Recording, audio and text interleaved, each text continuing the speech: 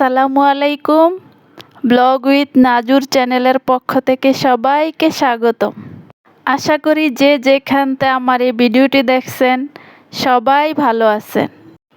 আমিও আলহামদুলিল্লাহ ভালো আছি। সকালের নাস্তা খাওয়া এটা নিত্যদিনের একটা রুটিন, তাই এখন আলু ভাজি করে নিলাম। এখন এক এক করে ডিমগুলো ভেজে নিব। আমি যেহেতু রুটি বানিয়ে ফ্রোজেন করে রাখি, ইদানিং রুটি বানাইতে আমার কোনো ঝামেলা হয় না, তাই এখন এক এক করে ভাজিটা করে নিলাম, ডিমগুলোও ভেজে নিব।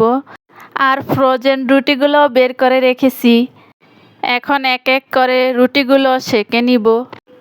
আমার কেন যেন কোথাও যাওয়ার কথা শুনলে কখন যাব ভিতরে একটা ভালো লাগা আনন্দ কাজ করে। বিশেষ করে ভাই বোন আপনজনদের সাথে দেখা করার ফিলিংসটাই অন্যরকম কাজ করে, তাই না? আর আমার মতো ছোট্ট একটা বোন যদি কারো থাকে, কিছুক্ষণ পরপরই রাস্তায় ফোন দিবে, আপু কোথায় আছো কোথায় আছো, সে অনুভূতিটা আসলে বোঝানোর মতো না। যাই হোক, কথা বলতে বলতে আমার এদিকে নাস্তাটা রেডি, এখন খেয়ে নিব।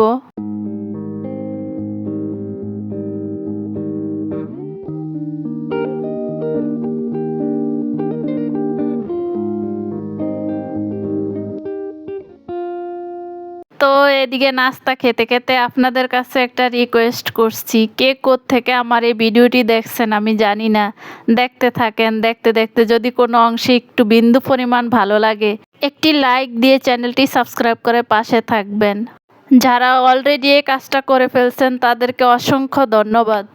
তো এদিকে আমি যাওয়ার জন্য রেডি হয়ে গেছি। কোথায় যাব সেটা তো আর বললাম না, যাব মামার বাসায়।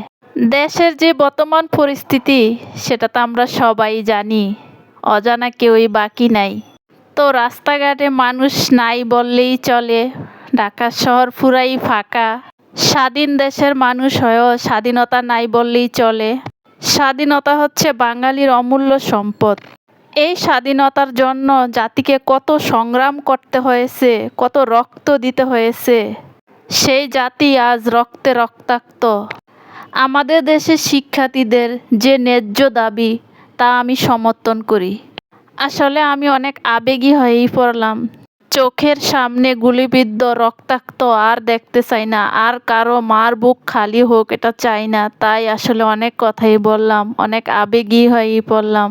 আসলে যারা মারা গেছেন তাদেরকে সালাম জানাইলেও কম হবে, তাদের প্রতিদান আসলে আমরা কিভাবে দিব? আমাদের আফসোস আর অনুশোচনা ছাড়া কিছুই করা নাই, তাদের জন্য দোয়া ছাড়া। তো এদিকে আমি বাসায় আসতে আসতে আমার রাত্র হয়ে গেছে। এই ভিডিওটা ছিল পরের দিন দুপুরবেলা। দুই বোন বৃষ্টিতে ভিজে আমরা গোসল করছি, আমাদের রেখে সবাই খাবার দাবার খেয়ে ঘুমিয়ে পড়ছে। এখন আমরা 4টার দিকে ভাত খেতে আসছি দুপুরের।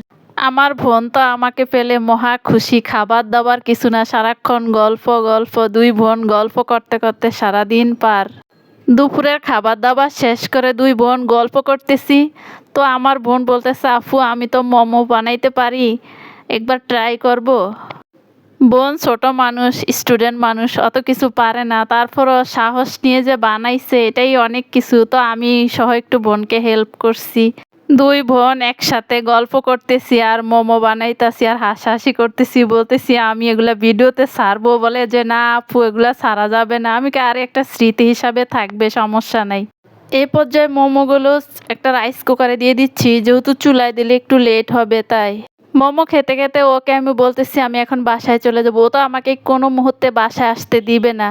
অলরেডি বাসায় আসার জন্য আমি রেডি হয়ে গেছি। তো আমার বাসায় যেহেতু গ্যাসের সমস্যা, তো আমার ভাই আমাকে একটা রাইস কুকার প্যাকেটিং করে কস্টিপ দিয়ে, তো এখন আগিয়ে দিচ্ছে। তো আমি এই যে বাসে উঠে বাসায় চলে আসছি, রাইস কুকারটাও বের করে নিলাম আর একটু ভিডিও করে রাখলাম। এটা হচ্ছে হামকো কোম্পানির, 1 বছরের ওয়ারেন্টি, 700 ওয়াট ছিল।